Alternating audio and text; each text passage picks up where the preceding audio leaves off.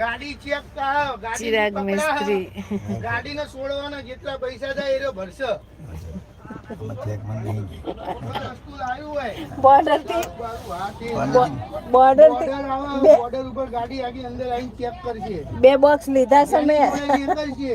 લાખ રૂપિયાનો ટોલ થાય કે 2 લાખ નો થાય, એ પેસેન્જર જોડે પૈસા ભરાવામાં આવશે. બરાબર? ચિરાગ મિસ્ત્રી હશે.